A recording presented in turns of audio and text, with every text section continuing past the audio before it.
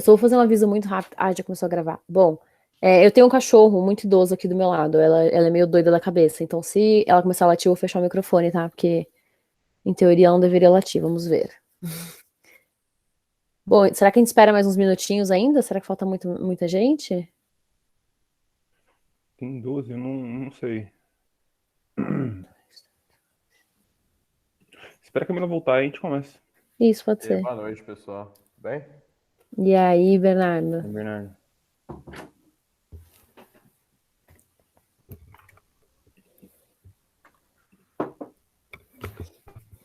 Pronto. Chegamos todos. Chegamos todos. Cami, quiser me passar teu e-mail lá no Zap, que eu coloco verdade. Esqueci. você Perdão. aí. Que aí vocês conseguem editar também. Eu botei os 2 primeiros com coisas que eu pensei da gente conversar sobre. Uhum. E aí vocês fiquem à vontade. Ele é bem intuitivo, assim. A hora que você apertar a setinha pro lado, ele vai criar um slide novo para você. Claro.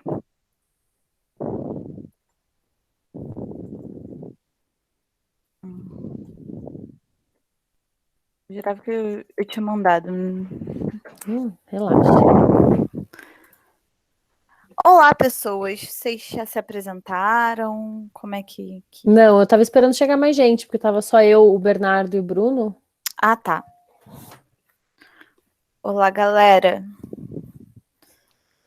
Tayla, Leonardo, Bernardo... Não, Bernardo é o Bernardo. Bernardo. Ju. Sejam muito bem-vindos. Boa noite. Boa noite.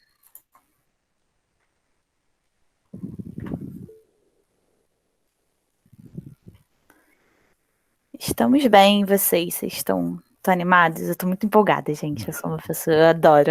Ah, vai ser tão legal.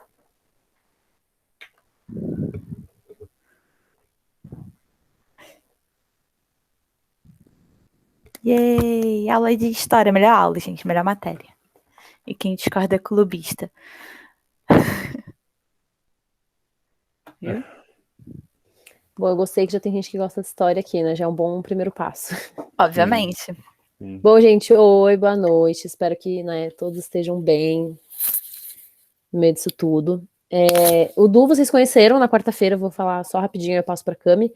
Eu sou a Marília, vou ser professora de vocês, a gente vai conversar um pouquinho sobre como a gente dividiu a matéria. A aula de hoje é mais um bate-papo, assim, coisas que a gente achou importante trazer, cada um de nós.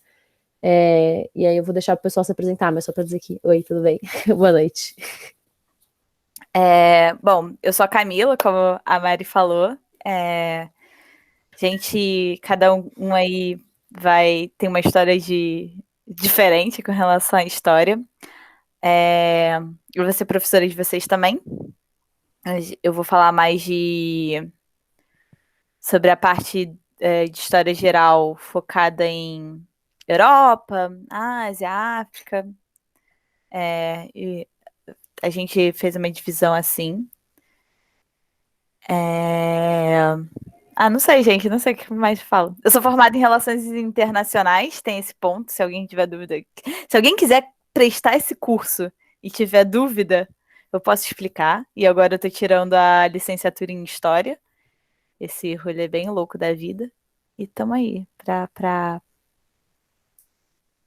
fazer vocês entrarem na universidade. O Bernardo ou o Bruno querem falar, porque na quarta-feira eu já conversei com o pessoal, então acho que eu passo um pouco para eles, assim, para eles falarem um pouco mais e por último eu entro. Justíssimo. Acho que o Bernardo pode se apresentar. Eu também participei da aula de quarta-feira e tal. Acho que a maioria de vocês devem me conhecer. Eu sou o Bruno. Tô quase formando em História também e tô participando como monitor aí da matéria. Então vou ficar mais no chat conversando, fazer uma inserção em algum momento no final da aula. É isso. Bernardo, quer falar? Bom, prazer, pessoal. Eu sou o Bernardo. Eu estou no segundo ano da graduação de História. E como o Bruno, eu também vou ser um dos monitores. Então, dos monitores cabeludos e de óculos, eu vou estar na sexta-feira. Vou estar aqui monitorando o chat também, qualquer coisa. Tamo aí. E que começa com B também, né? Perceba o padrão. Foram requisitos muito específicos para ser monitor de história. Foi seletivo. Pelo que eu sei, o Lucas, ele falou, não, eu quero monitores de história, de óculos, cabelo comprido e comece com B, senão não tô aceitando. Exatamente. Bom, eu sou a Marília, já falei para vocês, eu vou dar aula de História das Américas, a gente resolveu dividir nessas frentes, porque a gente tem 3 professores, fomos por que não? A gente decidiu fazer essa divisão um pouco temática aí. Eu estudo junto com o Bernardo, a gente não se conhece pessoalmente, porque por conta da pandemia a gente só fez aula online até agora, 2 anos de curso online, 100%. Eu, então, também estou na graduação de História, eu fiz Economia antes, então eu sou meio doida das ideias. E é isso, eu sou meio confusa, então se eu me perder, eu vou voltar pro lugar. E eu sempre que eu terminar de explicar alguma coisa, eu vou perguntar, gente, tá tudo bem, alguma dúvida? Porque se eu for interrompida no meio da minha fala, eu vou embora pra Nárnia. Eu preciso seguir a minha linha, porque senão eu me perco 100%. Então, alguém quer falar mais uma coisa? Pessoal do chat aí, tá tudo bem, tudo tranquilo. Se vocês quiserem abrir a câmera, falar, abrir o microfone, Sim. fica à vontade. Sim. Acho que a gente pode até falar que hoje a aula é mais justamente para ser uma troca e vocês conhecerem um pouquinho mais da gente. Eu sei que a gente teve aquela reunião na segunda, mas nem todo mundo pôde ir, e era todo mundo do pré-vestibular junto, então a ideia é que hoje a gente conheça vocês mais um pouquinho e vocês nos conheçam mais um pouquinho, justamente que, já que esse formato online, a gente possa ficar mais próximo, ainda que separados. Ai, que frase brega. Bom, beleza. Como eu que preparei, a gente vai usar esse material para dar aula que eu acho que vocês conheceram com o Du na quarta-feira, que é o Google Jamboard, que ele é uma lousa virtual, e aí, assim, todos nós 5 a gente consegue interagir na lousa, então a gente vai escrevendo coisas. Eu achei uma forma mais dinâmica da gente ter aula do que slide, porque eu odeio slide, até porque eu tenho que preparar muito tempo antes. Esse aqui a gente só abre uns 20 minutos, a gente coloca os títulos e a gente vai editando. Então eu resolvi trazer, para a gente começar a conversar um pouquinho, sobre o que é história, afinal de contas, porque eu sempre gostei de história. Eu não sei, às vezes me perguntam, por que você vai fazer faculdade de história? Eu falo, não sei, que eu acho legal, mas por que eu acho legal, eu não sei. Então eu acho que é legal a gente começar definindo o que é história. Existem vários âmbitos dela, né, mas enfim. E aí, para definir história é uma coisa muito difícil. Então eu peguei as palavras de uma outra pessoa um pouquinho mais capaz do que eu, que é um historiador francês, talvez conhecido, não sei se vocês conhecem ou não, mas eu peguei essa frase desse historiador francês que eu gosto muito, que eu já deixei digitada, porque eu não consigo falar e digitar ao mesmo tempo, que é: a história é a ciência dos homens no tempo. Vocês já ouviram essa frase antes? Pessoal, galera aí, alguém já... Sim, já ouvi. Então tá bom. Então ela não é muito desconhecida para vocês. Eu acho que é a que melhor define. Quem falou essa frase foi esse senhor, que ele se chama Marc Bloch, ele foi um historiador francês. E o que eu acho mais interessante dessa frase vindo do Marc Bloch é que a forma como a vida dele acaba é um grande exemplo dessa frase. Vamos fazer um quiz aqui, né? Primeiro dia de aula, começando com um teste surpresa. O que acontece em 1944? O que está rolando no mundo em 1944? Caraca, ela já começou como, né? A gente já começa assustando as pessoas. Não, vai ser legal conhecer a gente. Não, o que aconteceu em 1944? Fala aí agora. 5 minutos. Pode falar. Se eu não me engano... Não, que isso, de boas. Se eu não me engano, aqui na América Latina estava ocorrendo ditaduras. Ditadura, muito bem, ditadura Vargas. A gente tem aí o Estado Novo, mandou bem, vai ser o campo do Du. Eu acho que Guerra Fria também. Ainda não, a gente tá quase lá. A gente tá pertinho do final da Segunda Guerra Mundial. Isso é uma coisa que vocês vão ver com a Cami também, que a Segunda Guerra Mundial, ela foi muito mais violenta do que a primeira, que já tinha sido muito mais violenta do que as outras, só que ao final, perto do final da Segunda Guerra Mundial, a gente tem uma queima de arquivo muito grande, a gente tem uma matança, um genocídio escancarado. E o Marc Bloch, ele foi morto pelos nazistas. Inclusive, ele estava escrevendo um livro quando ele foi preso, porque ele foi preso pelos nazistas. Ele estava escrevendo um livro e aí ele foi morto e ele nunca terminou esse livro. Então eu acho interessante a gente ver isso, porque o Marc Bloch, ele estudava uma parte pequena da história, então ele pegava os indivíduos e tentava colocar dentro do contexto da história que a gente estuda. E aí quando ele morre, sem conseguir terminar de escrever esse livro, é um exemplo de como ele, que era um historiador, um estudioso da história, ele estava inserido no tempo em que ele morava. que ele habitou, né? Então eu acho interessante, eu sempre trago aí a gente falar um pouquinho de Mark Bloch. E aí eu acho sempre bacana a gente trazer. Aí a minha outra pergunta, que eu sempre me fiz, que eu não tô achando aqui, tá aqui. É por que a gente tem que estudar história? Né? A gente escuta, a história já aconteceu, é um bando de gente morta, por que eu vou estudar? Concordo com você, é um bando de gente morta, é chato pra caramba. Historiador é um bando de fofoqueiro de gente que já morreu. Tem isso, né? Se você gosta de uma fofoca, você deve gostar de história, porque é uma grande fofoca milenária, assim. São milênios de fofoca que a gente juntou tudo num livro só. Pra gente poder resumir, acho que a história é um eterno não, mas é um gigantesco telefone sem fio de séculos atrás. Eu acho que é isso. É isso. Exatamente. E o porquê da gente estudar história, né? Eu ontem estava numa aula e aí eu escutei que a gente não tem que estudar história para a gente compreender o passado de uma forma a se aplicar no presente. A gente tem que estudar história porque a gente está afim e porque a gente quer entender o que se passava na cabeça daquelas pessoas. Eu acho que uma coisa que tem se tornado muito comum, é um meme que está rolando muito aí na internet, né, nesses tempos de pandemia e tal, ai gente, como é cansativo ver um momento histórico. Eu, particularmente, não gosto desse meme. Porque a gente está sempre vivendo acontecimentos históricos. Talvez uma coisa que seja completamente descartável pra gente hoje, daqui 100 anos vai ser, meu Deus. Entendeu? Pedro Álvares Cabral, ele só chegou numa ilha.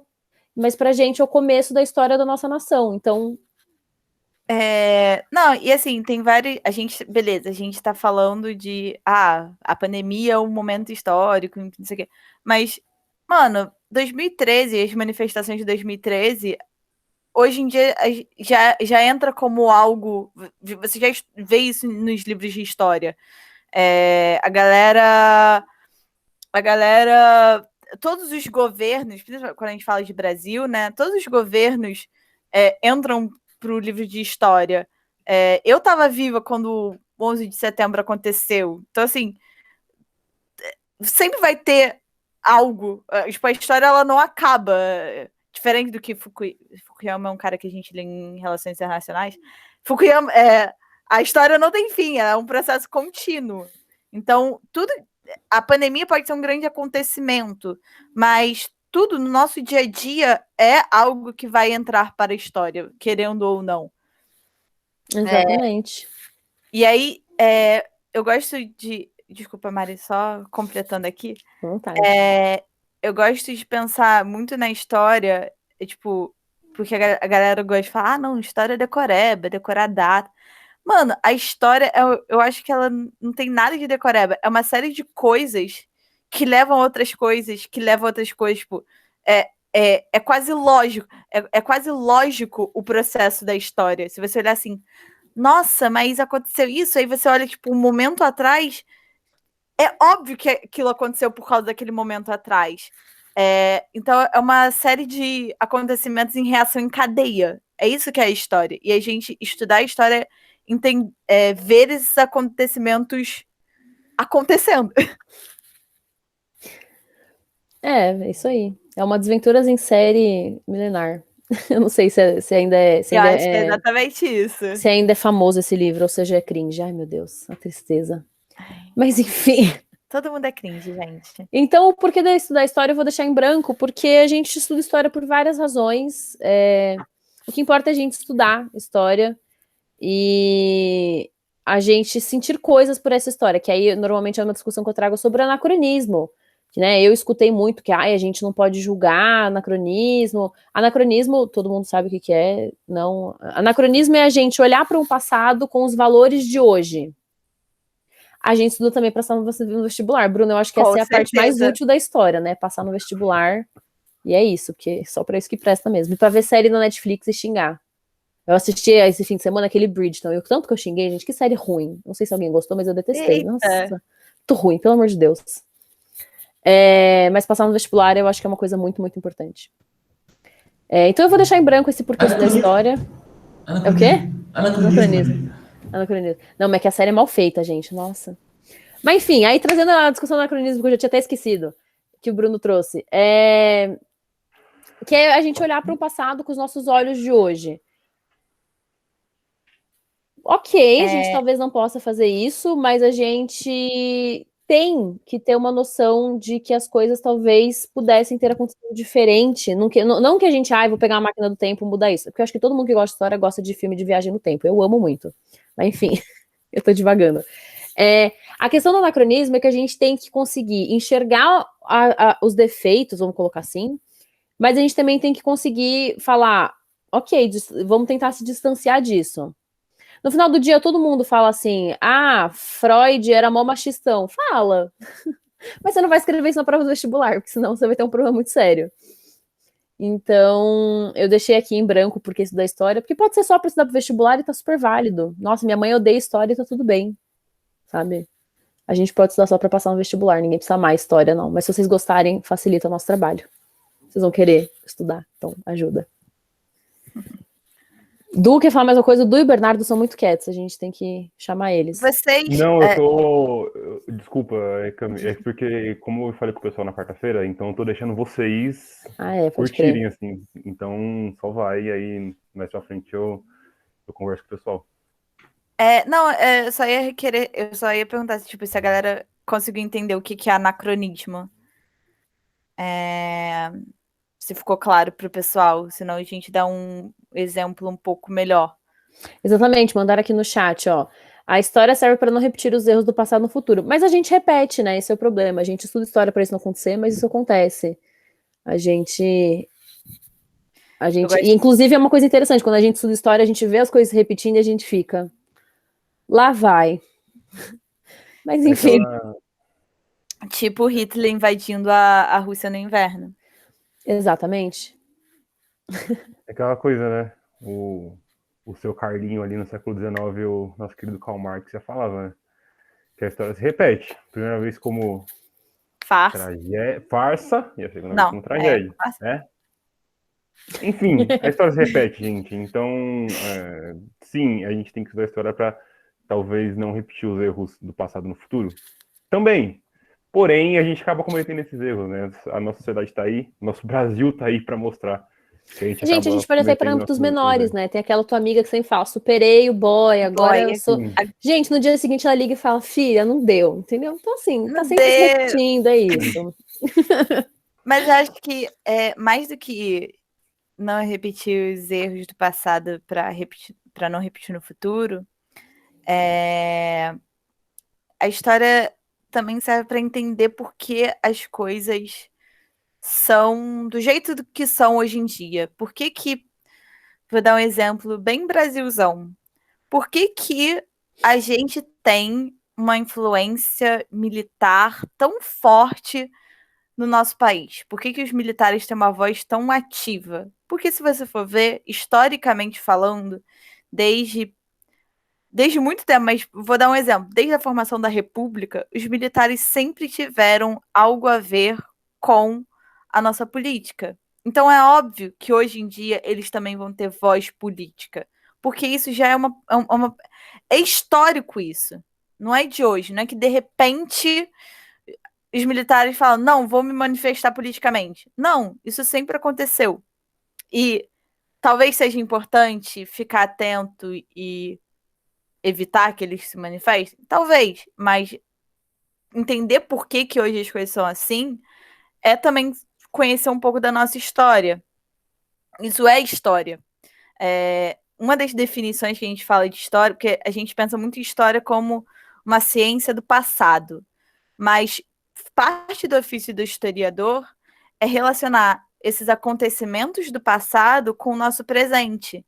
Quando a gente fala que quando a gente fala a história é a ciência do homem através do tempo, não é só o tempo que passou, mas é o tempo que a gente está hoje. Também, isso é também história. Desculpa, Mari. Gente, relaxa. A ideia de hoje é a gente papear mesmo.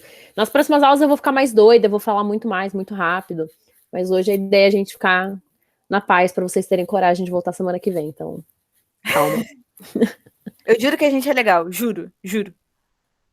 Eu não sou legal não, gente. Eu sou doida, já tô avisando agora. Eu sou 100% maluca. Mas gente doida também é legal. Uma coisa não anula a outra. Tipo, Supla é uma pessoa maravilhosa. Ele é completamente doido da cabeça. Eu amo o Supla. A gente, o Instagram dele me dá motivos para sair da cama de manhã. O coordenador do curso, né, o Lucas, também adora o Supla. Bom, Posso quem não, dizer, né, champs? posso dizer que eu convivo com ele, ele solta um papito às vezes. Eu falo, meu Deus. O Supla é uma pessoa maravilhosa. Eu conheci ele pessoalmente, ele é lindo, ele é lindo. Aí, ó, Ele tá é vendo? muito fofo. Fora, o que você pensar é ele. Ele é Ai, uma pessoa muito incrível, mas eu gosto do personagem dele, que também é maravilhoso. Mas enfim, gente, vamos lá. E aí eu trouxe aqui como estudar história, e eu acho que todo mundo já viu essa imagem na vida, né? Todo mundo, de um fio, dividido por aninhos, separado o que é o quê. Deixa eu aumentar ele um pouquinho, porque eu não tô enxergando direito, mas vocês também não. Só não pode entrar Tem na um frente do que eu zoomzinho ali, escrevi. ô Mari. Tem o quê? Um zoomzinho ali em cima. Pô, eu não tinha visto isso, hein?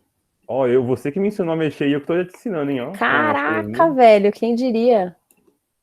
Opa, aqui tem coisa escrita.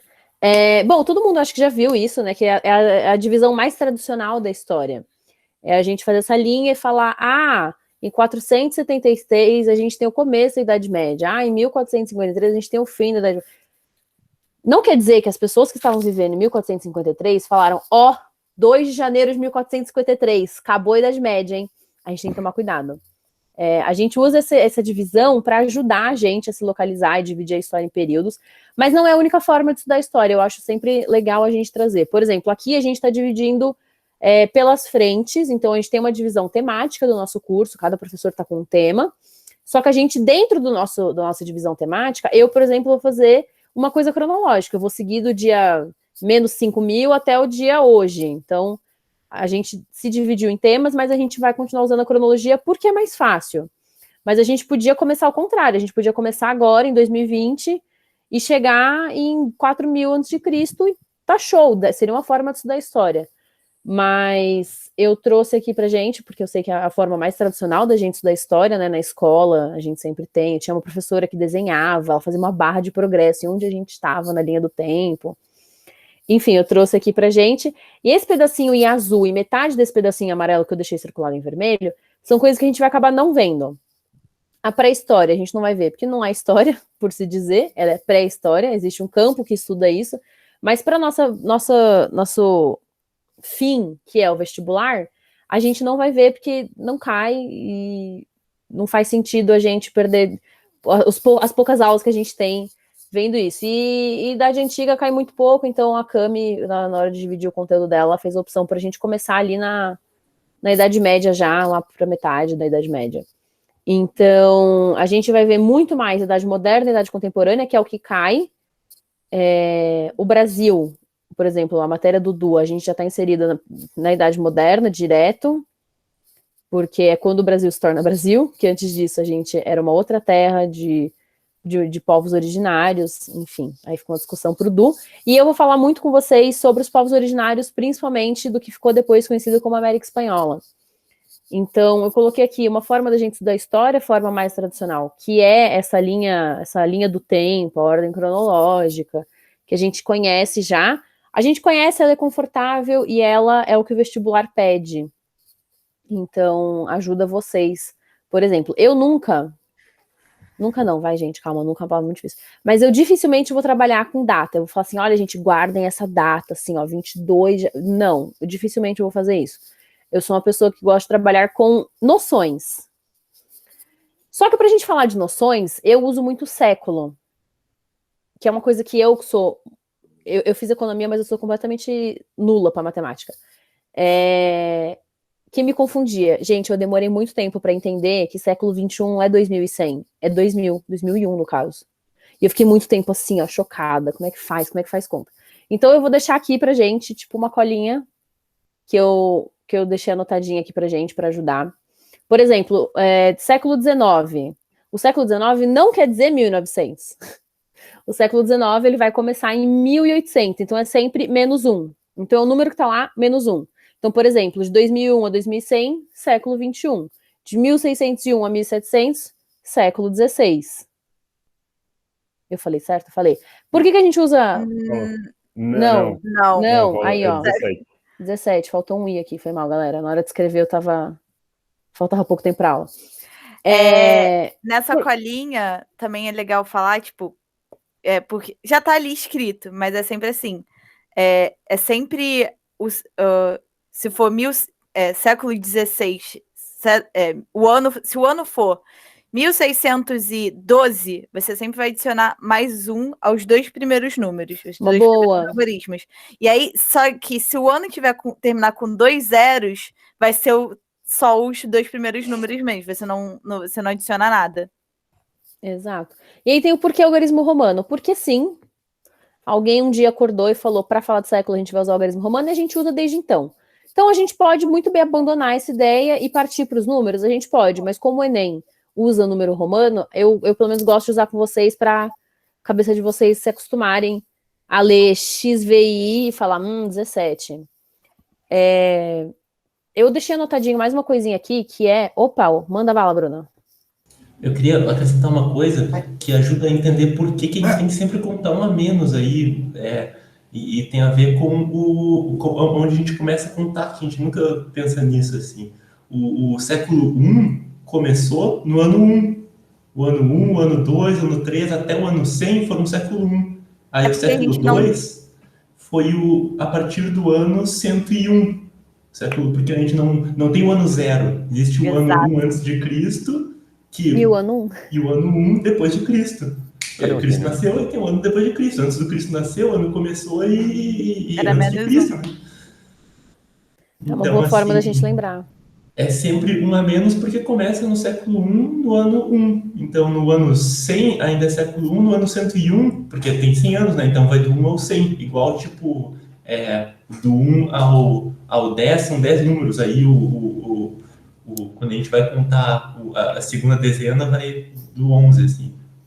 Inclusive, foi uma briga que rolou sobre a virada da década, né? Não sei se vocês estavam na internet, 2020, 2019. 2019 era o pessoal postando, virada da década. E eu assim, ó o povo que me fez alta história.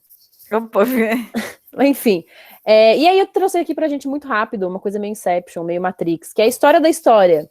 Né? Quando que a história surge? Por que a gente estuda história hoje? Porque a história sempre existiu, né? A gente sempre tem um passado, a gente sempre tem a fofoca do passado para contar, tipo a Odisseia e a Ilíada, que são fofocas imensas de uma guerra. Guerra do Peloponeso também. Que passou aí só pela tradição oral, só de um fofocando na orelha do outro. Então, assim, a gente vê o poder da fofoca na humanidade. Mas quando que algum doido falou, isso aqui vai virar matéria, as crianças vão ter que estudar isso na escola, vou fazer uma faculdade sobre isso, vai ter um curso na faculdade sobre isso. Isso é lá no século XIX, principalmente ali na França, na Inglaterra. Algum doido falou, baita ideia, vamos transformar isso numa ciência. Porque até então a história, ela era tipo romances. Tipo, deixa eu pegar aqui um livro para ler sobre a Guerra do Peloponeso. Era tipo um livro não de ficção, mas ele era um livro para passar tempo. Ele não era uma coisa a ser estudada, detalhada, por que aconteceu aquilo. Nossa, mas de onde veio aquela informação? Quem é um Bruno que em 5 depois de Cristo escreveu isso? Então, o ofício da história, né? O que a gente chama de história como curiosidade, exatamente, Bruno. Que é como as pessoas se interessam por história, né? É fazendo ela virar curiosidade. E aí as pessoas eventualmente se veem num curso de história, tipo agora. Então, era isso que eu queria trazer para vocês, era um pouquinho de por que a gente decidiu estudar história, como a gente está dividindo o nosso curso. Acho que uma última coisinha, nossas aulas não vão ser sempre assim, ó, sempre segunda é o Du, sempre na sexta é a Camila e eu sou nunca. A gente se organizou por cronologia, é que não tinha o terceiro dia, a gente foi mal. Curiosidade é eufemismo para fofoca. A gente se organizou de uma forma cronológica, pelo que eu falei já. Então, por exemplo, não é toda sexta-feira que eu vou dar aula para vocês. E também não é toda segunda que vai ser a Cami. Então a gente vai fazer uma roleta russa. Vocês vão ter que entrar na aula para descobrir quem que vai dar aula para vocês naquele dia. Surpresinha! Vocês vão entrar na aula e falar, olha, agora é com a Camila. Tá bom? Então, eu não sei se acho que a gente deixou no Drive, né? O cronograma, eles têm acesso àquele Drive, então eles conseguem ver. Mas é isso, se vocês quiserem se manter no suspense, o dia que vocês chegarem na aula de segunda e de sexta, vocês vão descobrir quem tá dando aula para vocês. É isso, mas alguém quer falar uma coisa? Eu vou passar pra Camila, que ela vai fazer um exercíciozinho com vocês. Não, gente, calma, pera. Melhor que o do Kinder Ovo. Eu ia falar até uma paradinha baseada com relação a essa linha do tempo, galera, que a gente tem essas eras, né? A Idade Antiga, a Idade Média, a Idade Moderna, a Idade Contemporânea. E hoje mesmo já existe uma discussão, ainda não vai ser assim que vai ser cobrado, mas, tipo, já para uma nova divisão dessas idades, assim, porque o que a gente aprende geralmente? Que a Idade Contemporânea, ela existiu a partir da Revolução Francesa. A gente vai estudar a Revolução Francesa, fiquem calmas. Mas hoje já pensam que, na verdade, a Idade Contemporânea ela começa a partir da Primeira Guerra Mundial, e não da Revolução Francesa. Ou então, que deve ter um período entre a Revolução Francesa e a Primeira Guerra Mundial. Existem outras divisões. Tem um carinha muito legal, um escritor que eu gosto muito, que é meio que um dos pais, um dos grandes nomes que você lê em história, que é o tal do Eric Hobsbawm, Tito Eric, que ele faz uma série de livros chamada A Era dos Impérios, A Era das Nações, A Era das Revoluções. E ele divide a história de uma outra forma do que essa. Isso tudo é só para mostrar para vocês como que a história ela tem a nossa cronologia, mas a forma como você lida com ela pode ser diferente. Ela tem várias diferenças na hora de você tratar com ela. E aí eu vou dizer que eu trouxe exatamente o exercício, eu acho que eu vou abordar isso mais na nossa próxima aula, mas eu acho que é muito importante. Boa, Bruno. Eu adoro o Hobsbawm, gente. Tem um livro dele, eu não sei se a galera, o resto do pessoal leu, que é Nações e Nacionalismo. Sim. Não. E aí, na introdução do livro, ele tem a introdução maluca. Aqui do ladinho, inclusive. Maluca que eu já vi, que a introdução do livro ele começa a falar de alien, e aí ele começa a pensar se o alien é do sexo feminino ou masculino. Total. Eu falei, caraca, mano, ele tava muito louco nesse dia. Eu não sei o que ele bebeu, mas, cara, eu não sei se eu sei escrever aqui, gente. Eu nunca usei isso. Eu vou mudar a coisa que eu estou apresentando, mas rapidinho, isso que a Cami falou é um exemplo, porque quem escreveu a história estava lá no século XIX, como a gente acabou de fazer o nosso exercício de século, o século XIX é de 1801 a 1900. Então, para essas pessoas que estão ali, 1789 era um grande marco da Revolução Francesa, que de fato é. Então, fazia sentido ali em 1850 você marcar como 1789. Só que pra gente, 1850 faz 200 milhões de anos. Então é isso que a Cami falou, hoje em dia, como a história é uma coisa viva e como ela ainda é estudada, e acredite-se que tem muita coisa a ser estudada ainda,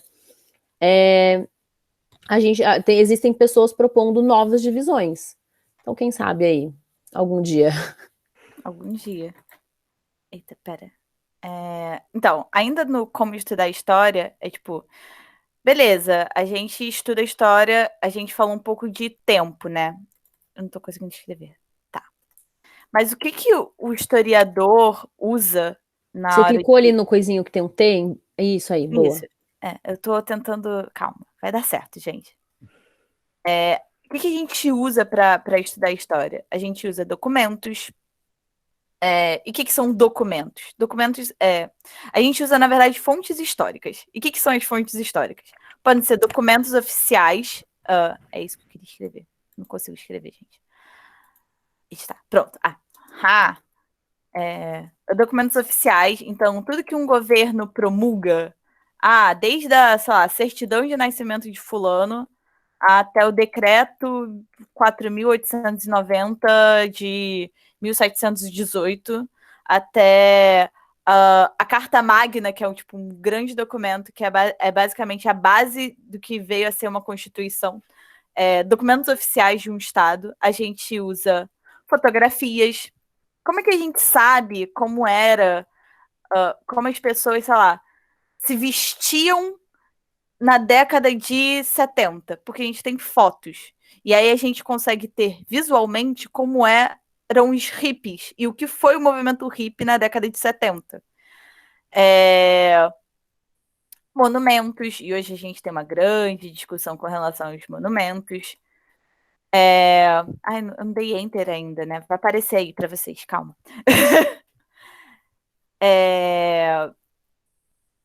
Acho que a hora que você clicar fora da caixinha, ele aparece. Isso. Um pouquinho do que a gente vai falar hoje, que são quadros. E várias outras coisas. Tem muitas coisas que podem ser usadas. Tipo, foi. Eu coloquei alguns exemplos. Documentos oficiais, fotografias, monumentos, quadros. A gente vai ver muito na aula de Renascimento o quadro. A gente vai estudar muitos quadros, porque basicamente quadros são as antigas fotografias, né? Antes de existir a máquina fotográfica. Como é que a gente eternizava uma pessoa na história? Através da fotografia, ou através dos quadros.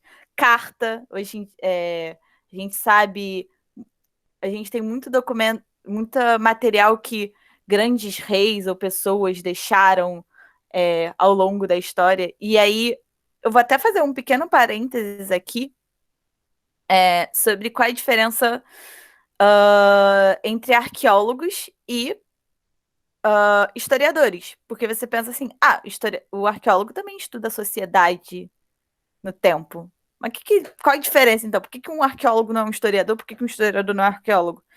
Porque o arqueólogo, ele vai meio que buscar esses vestígios históricos. Fisicamente falando, eu vou achar...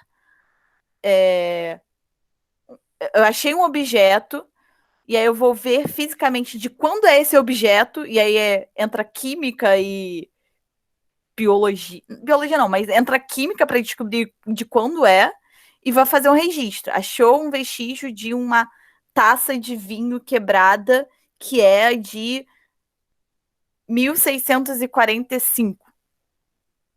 Então a gente sabe que em 1645 estava acontecendo tal coisa no mundo.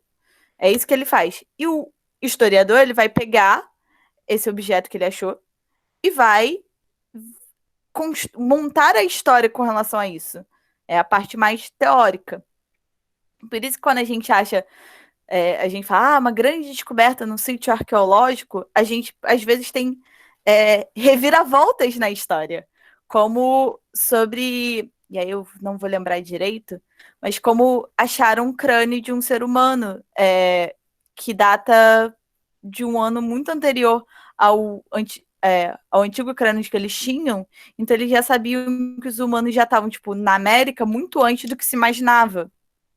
E aí novas teorias históricas surgem com relação a isso. E por que eu tô falando tudo isso? Porque muitas das vezes a gente se depara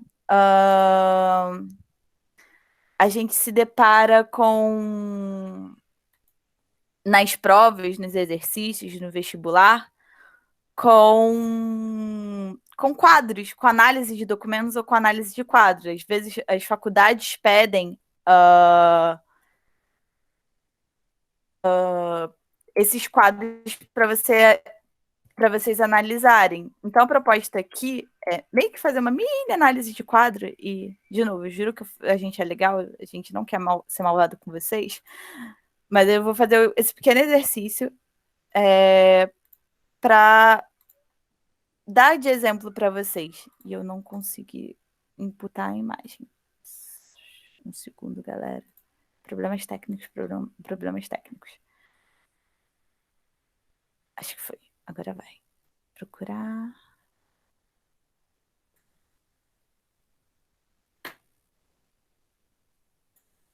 Por que você me odeia? Perdi a imagem. Eu não sei onde está salva a imagem. Mostrar na pasta. Tá. Agora eu sei onde é que tá. Então, quer fazer um copia e cola ou você achou? Então, aparentemente não vai pro copia e cola só. Não, copia e cola não vai. Você tem que ou subir pela URL, que é o que eu mais faço, ou sim, pelo arquivo. Boa. Ah, tá. Agora arrasou. Foi. Esse cara aqui é meio que um cara muito importante que a gente vai ver nas minhas aulas, que é um rei. Vocês sabem quem é esse cara? Galerinha de casa. Não faço ideia. A gente vai traumatizar a galera, gente. A gente falou que ia ser legal, que ia ser uma troca, que a gente começa, tipo, pá. Esse cara, ele foi um importante rei da França, conhecido como... eu sei quem é, só que eu não lembro o nome dele. Na dúvida, gente, não lembro o nome, mas ela já viu. Já dica de Enem. Se pedirem nome de rei na França, se você colocar Luís, você tem 90% de chance de estar certo. Esse cara se chama Luís, então já sabemos o nome dele. Mas especificamente, esse é o Luís XIV. Como eu disse, a chance de você colocar Luís estar certo é altíssima, porque se esse é o 14, então quer dizer que já vieram 13 atrás. E ainda a gente vai falar de mais, pelo menos de mais uns 4. Então, assim, é Luís XIV, Luís XV, Luís XVI, Luís XVII, Luís... A galera da França não tem criatividade com o nome na nobreza, vira tudo rei. Todo rei é Luís. Toda a galera da nobreza nasce um filho, vamos colocar o nome Luís. Nem pra ser diferente, é tudo Luís. E esse é o Luís XIV. Ele foi um importante rei do período absolutista. E como a gente já pode ver no nome, a palavra absoluto parece a Maria João em certa época. Absoluto quer dizer que ele tinha o poder absoluto. E o que a gente consegue ver essa imagem? Olha para essa imagem e o que vocês podem dizer dela? O que vocês olham, o que vocês reparam quando veem essa imagem? Não tem resposta certa. Imponência. Bom, muito bom. Ele fica imponente, falando, não, eu sou o rei, eu mando aqui. Vocês, tudo, por favor, hein? Ajoelha aí que eu tô passando. Bem assim. Naquela época era bem assim mesmo. Exatamente. O luxo, né, que ele tinha. O luxo, muito bom. Os tecidos que eles usavam, meu Deus do céu. Exato. Olha a quantidade de tecido ao redor dele. Olha o cabelo dele. O cabelo dele é alto. O sapato dele tem lacinho, tem salto. As roupas são coloridas. Pense que naquela época era muito difícil você conseguir cor. Não é a gente não tem todo o conhecimento químico que a gente tem hoje. Então, um tingimento de roupa. No século XVII, não tinha souvenir, não tinha corante para fazer tie-dye. Hoje em dia, qualquer pessoa tinge uma roupa com tie-dye, gente. Então, era muito difícil. Então, quando você vê uma foto de um cara com 10 mil tecidos em volta dele, ele numa pose que ele tá ereto, com um cetro assim do lado, ele tá de salto para ele parecer mais alto. Tudo isso é uma parada que você tem que ter em mente quando você for analisar um quadro. O quadro, não só o quadro conta muita coisa, muitas vezes, e a gente pode ver vários quadros que vão representar momentos da história. Então, como, sei lá, proclamação, independência do Brasil, tem aquele famoso quadro que é o Dom Pedro proclamando as margens do Rio Ipiranga, mas ele também retrata pessoas importantes. Não era todo mundo que tinha quadros, só pessoas ricas, importantes para a sociedade da época, eram quem tinha quadro. Então, só de você ver o quadro dele, você fala, esse cara é importante. Você vê as roupas dele, você já consegue imaginar, ele é um rei. Você pode, se você for mais específico, se você ver o tipo de vestimento que ele está usando, você pode dizer que ele é um rei da França. Você pode perceber a flor de lis bordado no... Exatamente. Era rei da França. Isso a galera fala, ai, pra que moda? Que não sei o quê. Por que eu tenho uma amiga que ela estuda história da moda. Ela é formada na FRJ, o TCC dela foi história da moda, por acaso. Ai, não sei o que, moda é uma coisa fútil. Não, mas a moda também conta uma história. Você olha esse tipo de roupa e você sabe que é França. Então, isso que a gente quer tentar trazer, e eu vou tentar trazer ainda mais nas nossas aulas, para que vocês aprendam a ter esse olhar crítico quando vocês verem um quadro. Vocês poderem olhar e falar, esse quadro aqui, o que eu posso tirar de informação desse quadro? Porque às vezes você conseguir perceber uma coisa ou outra vai fazer você acertar numa questão. E aí, era isso que eu tinha para trazer hoje, basicamente. Pode assumir aí, Eduardo, que já falei pra caramba. Obrigado.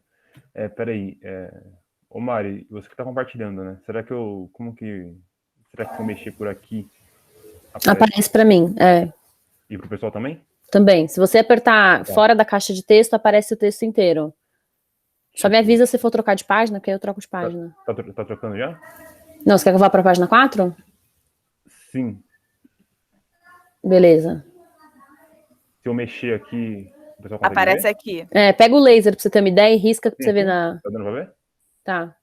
Ah. Só que a hora que você apertar fora da caixa que vai aparecer o escrito pra gente. Não, mas é porque eu não escrevi nada mesmo. Eu vou e agora... Aí, ó. Beleza. Tá, show.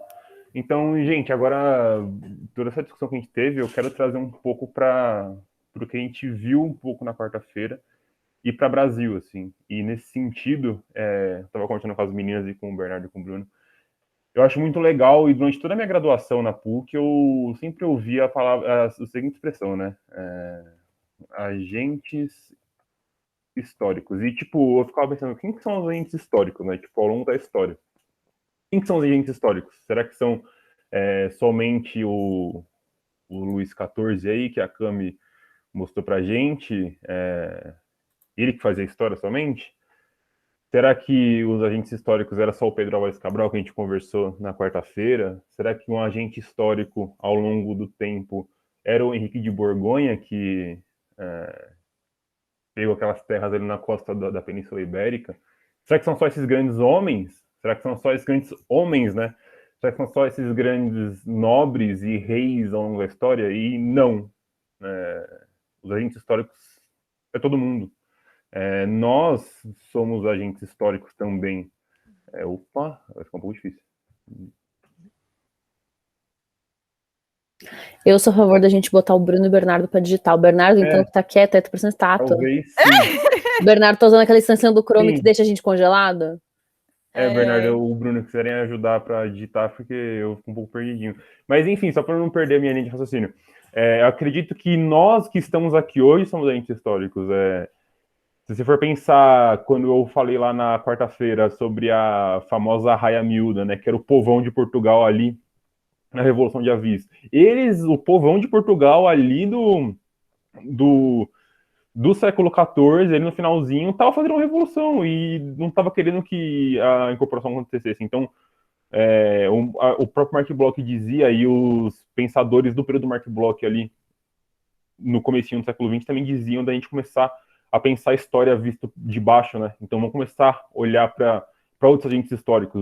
Os agentes históricos não são só os grandes homens, os grandes nomes. Os agentes históricos também são os negros que foram escravizados aqui no Brasil e que detêm sua cultura, que detêm seus costumes, que trouxeram coisas da África para cá, a música brasileira, a história da música brasileira, o samba tem muito a ver com eles, assim.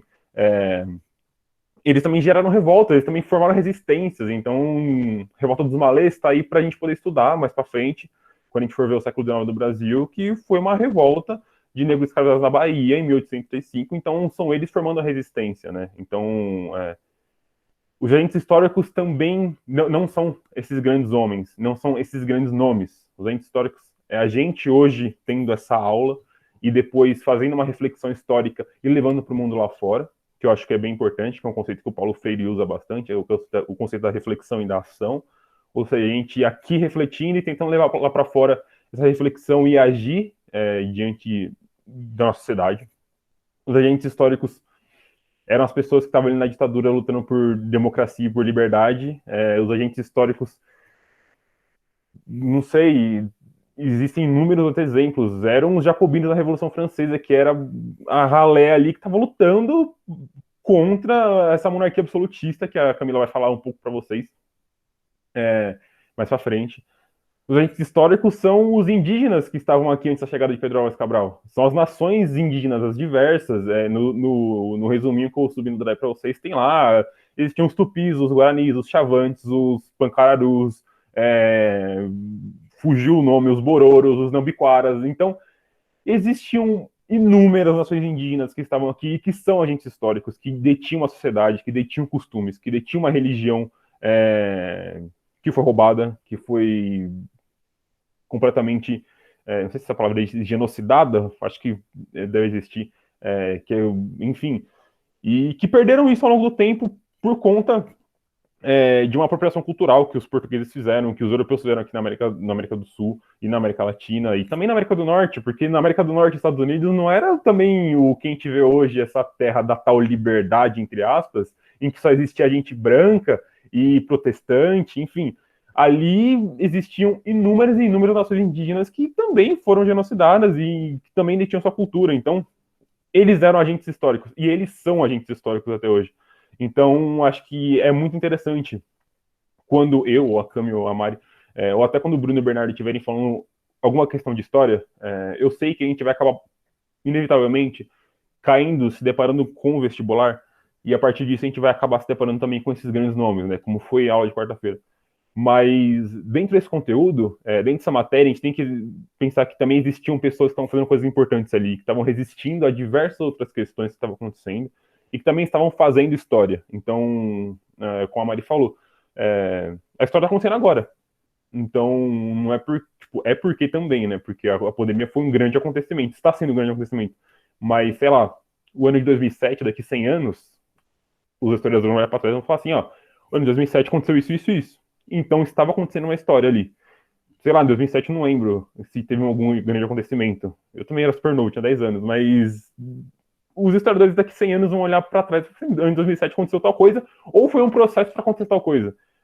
Em 2013, aí eu já estava um pouco mais velhinho, a gente olhar para as manifestações de 2013 e falar assim, nossa, é um fato histórico, e nossa, a gente também não sei se eu não lembro se a gente tinha muita noção do que estava acontecendo. Só que a gente olha para trás hoje, vê todo o processo, olha no que deu. Assim, tipo, a princípio, show. Só que durante aquele processo houve uma apropriação de um certo grupo político do Brasil e onde a gente está hoje, por conta daquele processo lá de trás. Então, a gente tem que olhar a história assim também. Também como um processo, né? A Cami e a Mari falaram muito bem disso. Olhar como um processo, assim. Não é somente aquela... o que a Mari trouxe, aquela linha do tempo em que a gente divide, assim, e também, sei lá, depois, quando acabou a Revolução Francesa, o pessoal não acordou no dia X de outubro de 1794 e falou assim, putz, acabou a Revolução Francesa, estamos no período contemporâneo, agora vai ter a Revolução Industrial. Não, tipo, foi tudo um processo. A Revolução Francesa, através de um processo, foi terminando. E através daquele processo foi começando o período contemporâneo. Então, é um processo lento, gradual, mas é um processo. Então, acho que é interessante a gente pensar a história assim. É interessante a gente olhar para outros agentes históricos. É interessante a gente ver que história está em tudo. Pode falar, Cami. Não, é que eu ia falar, tipo, e até dando um mini spoiler da aula de segunda, que vai ser comigo. Então, você já sabe que segunda-feira você tem aula comigo. A gente vai começar justamente do final da Idade Média. Que tem até um nome bonitinho, que é Baixa Idade Média. E a gente vai justamente ver esse momento de transição. Não é que um dia a galera falou, não estamos mais na Idade Média, estamos na Idade Moderna. Não, várias coisas foram acontecendo, uma série de coisas que a gente vai ver melhor na aula de segunda, que foi levando a sociedade europeia para a Idade Moderna. Só fazendo esse link.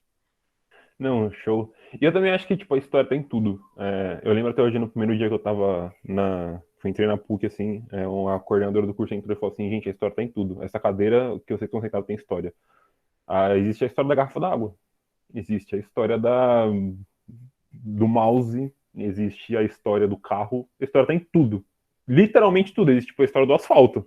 Existe... Enfim, e também existe um campo na história que é a microhistória, né? A microhistória estuda essas pequenas coisinhas da história, mas sim, história tem tudo, gente. Tipo, nós somos seres históricos, nossa família são seres e agentes históricos, então a gente tem que se colocar também enquanto ser histórico. Então, eu acho muito interessante, assim, puxando um pouco a sardinha para o meu lado, dá pra gente perceber a sociologia e a história em tudo. Então, sei lá, eu com esporte, assim, eu pesquiso e trabalho muito a questão do futebol e da história. Então, a gente consegue ver a história do Brasil através do futebol, com certeza. E a história social do Brasil através do futebol. Se a gente olhar para os Estados Unidos, a gente consegue ver a história dos Estados Unidos através do basquete.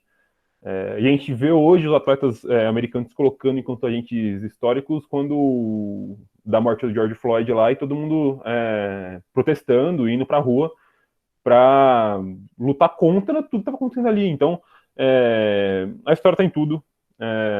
A história é algo social, é algo filosófico, é algo que está em todos os âmbitos da sociedade. E é o que eu quero tentar passar para vocês, assim, no sentido de que, tipo, quando a gente estiver vendo um conteúdo, como foi quarta-feira, talvez dias sim, dias não, porque talvez algum dia a gente ocorra um pouco mais com o conteúdo.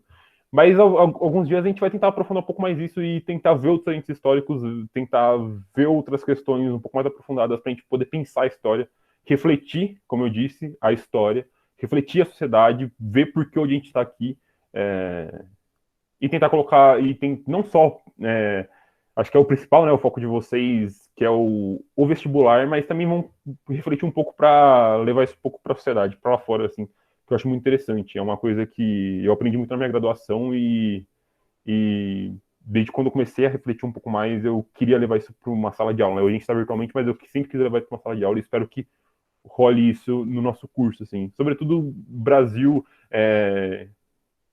que a gente está no Brasil, né? Então, acho que fica mais interessante ainda. Então, e no geral também, tipo, a gente ter a história do Brasil, a gente, enfim, voltou lá para Portugal. Então, eu achei interessante. Eu gosto de pensar a história assim, e eu espero que role da gente pensar a história assim ao longo do nosso curso. E acho que é isso, gente. Eu só quero fazer uma última consideração, e até baseado muito nisso que o Du falou. Eu sei que para você, talvez isso para algumas pessoas aqui não faça muito sentido, porque, sei lá, quer engenharia e, ai não, história. Mas isso, no final das contas, acaba ajudando muito para vocês no vestibular também. Porque, como eu falei, história não é decoreba. Decoreba, para mim, é muito mais decoreba saber que quando você soma 1 mais 1 é igual a 2 do que história. Mas quando você tem essa noção, essa visão de crítica da história como uma série de acontecimentos e que tudo é história e a história está em todas as coisas, você, principalmente que o Enem agora é uma parada mais... a parte de humanas é uma parada mais filosófica mesmo, né? Você consegue ler um texto e interpretar ele, ou então, às vezes você não vai saber aquela data, mas você sabe que aquele acontecimento ocasionou tal coisa e você consegue responder a questão. Ter esse olhar crítico da história como acontecimentos que se seguem ajuda muito também na prova. Bom, gente, não vamos roubar o tempo do próximo professor. Queria agradecer vocês, e segunda-feira vocês já sabem que é com a Camila. Não sei quando que a gente se reencontra, fica aí a surpresa do destino. Comigo também. Boa semana, espero que todos fiquem bem, bom fim de semana. Boa aula. Dormir, boa aula. Boa próxima aula. Abraços. E é isso, gente. Bom fim de semana, pessoal. Tchau, pessoal. Até.